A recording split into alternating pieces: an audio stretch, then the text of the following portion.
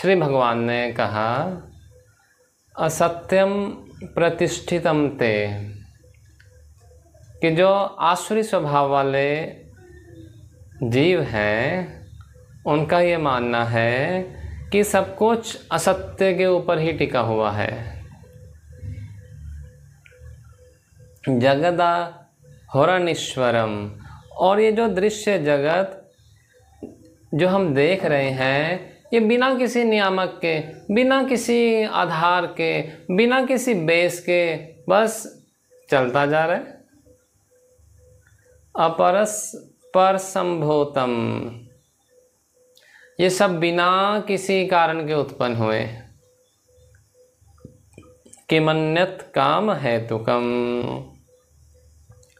और केवल काम के कारण ही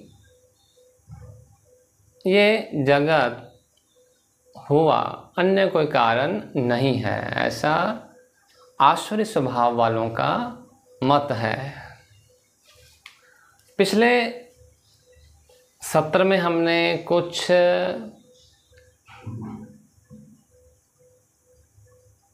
स्वाध्याय में यह समझने का प्रयास किया था कि जो ये मेरा मैंपना है ये किस किस चीज़ों के साथ जुड़ा हुआ हम देखते हैं। जैसे अगर अभी एकदम से कोई मैसेज आ जाए कि भाई मेरा जो बहुत ही प्यारा संबंधी है उसका देहांत हो गया, और वो मैसेज हमको रिसीव हुआ है, और आधे घंटे बाद पता लगा कि वो किसी और के बारे में चर्चा हो रही थी। हो जाता है ऐसे भी। पर जैसे ही मैसेज आया वैसे ही हमने अपने आप को उस संबंधी के साथ जुड़ा हुआ माना। अब इसमें मान लीजिए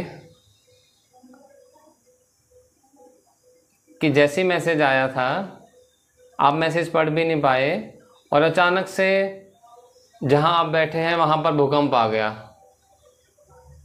विचार कीजिए, भूकंप आ गया अचानक से, अब क्या करेंगे? अब भागेंगे बाहर को, जान बचाएंगे खुद की। अब मैसेज नहीं पढ़ने बैठोगे तो जो वो भाग रहे हो वो अपने शरीर में मैं पने का जुड़ाव हो जाता है।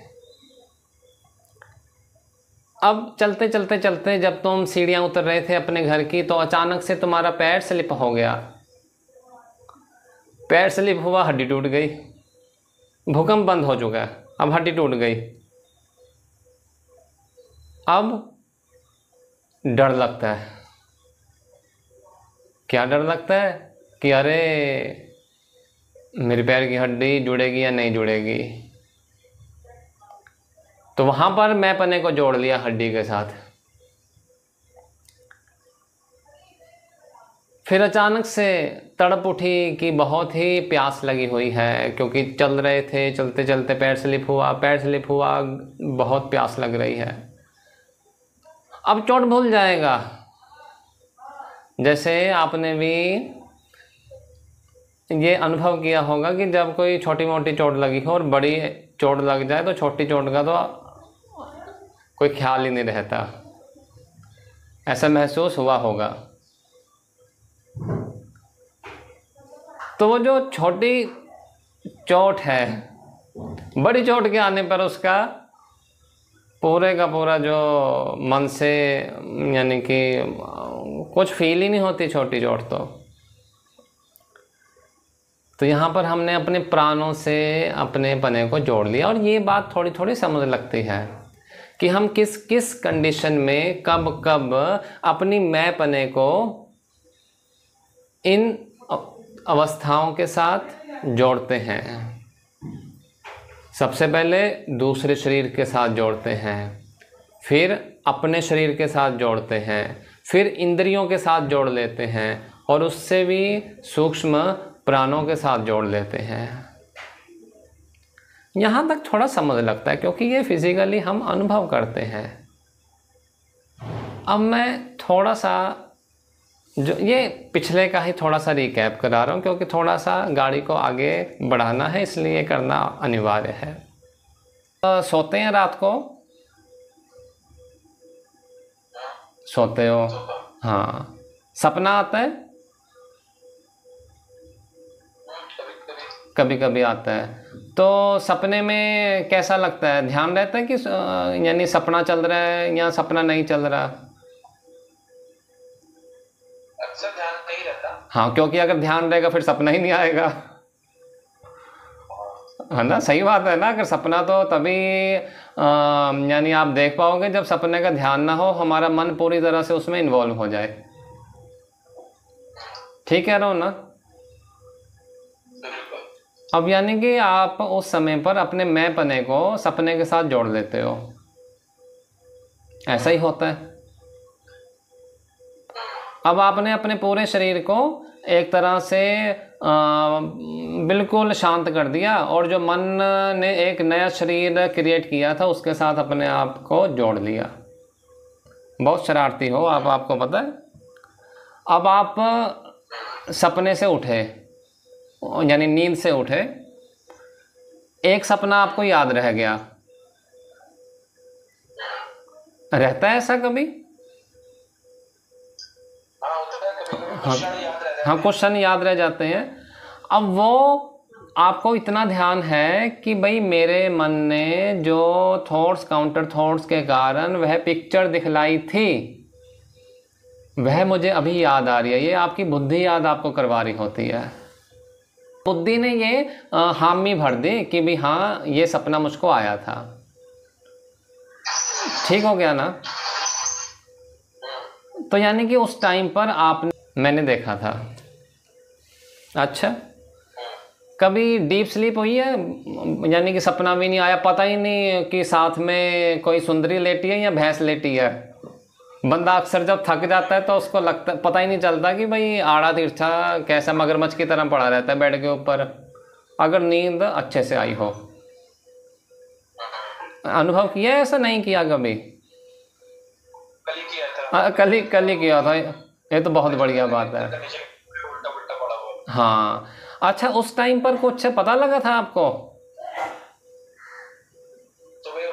सुबह उठ के यानी कि जब होश आई? हाँ, यानी जब होश आई, तब मालूम पड़ा ना?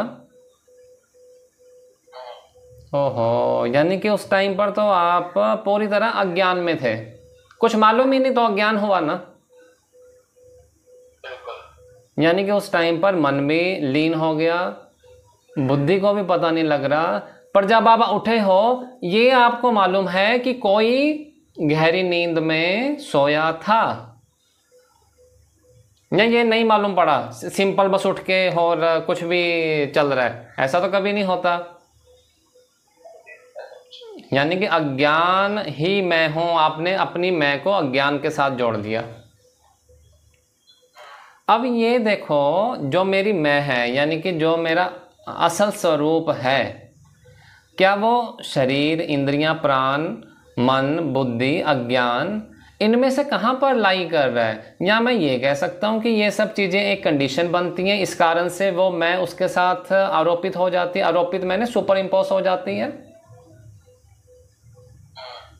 यही कुछ हो रहा है ना? यानी कि जो मेरी मैं है वो इन चीज़ों के साथ, जब ये चीज़ें मेरे साथ घटित होती हैं तो उसके साथ जुड़ जाती हैं, तो मैं उसको अपना मैं बोल देता हूँ, पर वो मेरी मैं असल स्वरूप है नहीं। अच्छा, एक चीज़ और बताओ, जब आप गहरी नींद में थे, कोई सपना भी नहीं आ रहा था, तो आपको आभास हो रहा था कि आप सोए कहाँ पर हो? को फिर गहरी नींद नहीं आएगी। उनकी तो गहरी नींद आई थी जब उल्टा उल्टा पड़ा हुआ। हाँ, नहीं, उस टाइम पर पता नहीं होता ना कि भाई लेटा भी कहाँ पर हूँ। हाँ, बस ये था कि जहाँ से सोया था वहीं उठा। हाँ, पर उस जब यानी उस पीरियड में आपको कुछ नहीं मालूम कि क्या आप कहाँ पर हो, ये ऐसा मालूम ही नहीं पड़ता।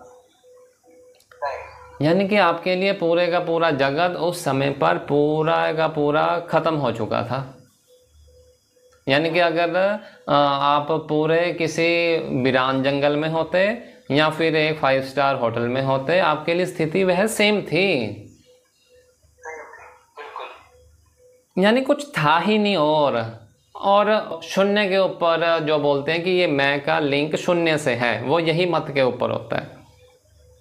उनका कहना है कि मैं भी कुछ नहीं है और जो ये आपको दिख रहा है ये भी कुछ नहीं है। इसको शून्यवादी सिद्धांत बोला जाता है कि हर चीज शून्य ही है। पर हम ये कह रहे हैं कि किसको मालूम पड़ा कि ये शून्य है। यहाँ पर हमारा जो गीता वेदांत का सूत्र प्रारंभ होता है कि भाई मेरा असल स्वरूप है क्या। ये मैं तो ना मैंने जोड़ ली है किन्हीं किन्हीं चीज़ों के साथ। हालांकि इसका जो अनुभव है ये धीरे धीरे आपको होता जाएगा, जैसे जैसे कंडीशंस आपके सामने आएंगी और जैसा जैसा आपको ये ज्ञान बुद्धि में जाएगा। बार बार आप यानी सुनेंगे, अनुभव करेंगे तो पता लगता जाएगा। इसके जो इन सब चीज़ों को जो दृष्टा रूप से देख रहा है, हमारी खोज उसकी है। ये जो गीता की खोज है ना, उस पर हमको धकेलती है कि भाई उस चीज़ को पहचान जो इन सब चीज़ों को दृष्टा रूप से देख रहा है। और जिस दिन उसको पहचानोगे उस दिन ही स्वयं ब्रह्म या परमात्मा स्वरूप होगे नहीं, वो ऑलरेडी हो, बस दिख जाएगा। गीता का ज्ञान यही बोलता है। अब जो श्लोक था, 8th श्लोक था, वो क्या कह रहा था? असत्यम प्रतिष्ठितम ते जगद आहो अनीश्वरम अपरस्पर संभूतम कि मन्यत काम हेतुकम।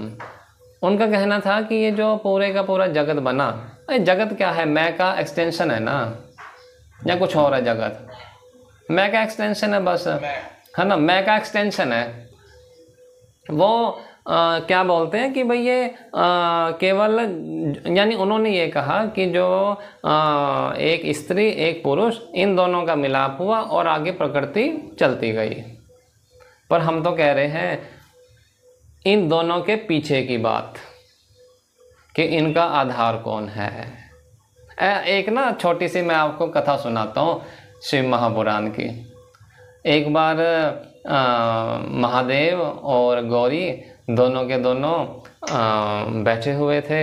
भगवान शंकर तपस्या से उठे तो महादेवी ने प्रश्न किया कि हे प्रभु, हे महादेव, आप तो वैसे के वैसे हो। मेरा पहले सती का जन्म हुआ, पार्वती का जन्म हुआ, गौरी का जन्म हुआ, यानी मैं तो बदलती गई, आप वैसे के वैसे हो। ये क्या चक्कर है भाई? प्रश्न जायज है। देवी ने पूछा महादेव से कि भाई मैं तो बदलती जा रही हूँ, आप वैसे के वैसे हो। तो महादेव ने कहा कि देवी, तुम प्रकृति का स्वरूप हो, और जो प्रकृति है यानी जो मैं है वह बदलती रहती है, पर जो मैं का आधार है, जो वह ब्रह्म सत्ता है, वह कभी बदलती नहीं। इसलिए मेरा स्वरूप तो वही है, पर तुम्हारे स्वरूप अनेकों अनेक होते गए हैं, पर स्टिल तुम मेरे साथ ही हो, क्योंकि आधार से अलग कुछ हो नहीं सकता। जैसे ये आपको पेपर वेट दिख रहा है, देख पा रही हैं ना आप? अब इस पेपर वेट का जो मेरे हाथ में है, ये बिना हाथ के तो नहीं एग्जिस्ट कर सकता, यानी गिर जाएगा अगर मैं अभी हाथ को हटा दूं। यानी हर चीज का कुछ ना कुछ आधार तो है। तो वो आधार क्या है? उसका ज्ञान होना। वो किसी ना किसी के ऊपर ये पूरी की पूरी प्रकृति चलती है, बिना नियामक के यह जगत भी प्रतिष्ठित नहीं हो सकता। पर जो आपके आसुरी संपदा वाले लोग हैं, उनका कहना है कि भाई नहीं, जगत बिना किसी आधार अधिष्ठान के चलता है। अब कैसे चलता है आई डोंट नो, पर कोई हमने किसी का प्रतिकार नहीं करना, हमको चीज़ों को समझना है। और धर्म तो खोज का मार्ग है।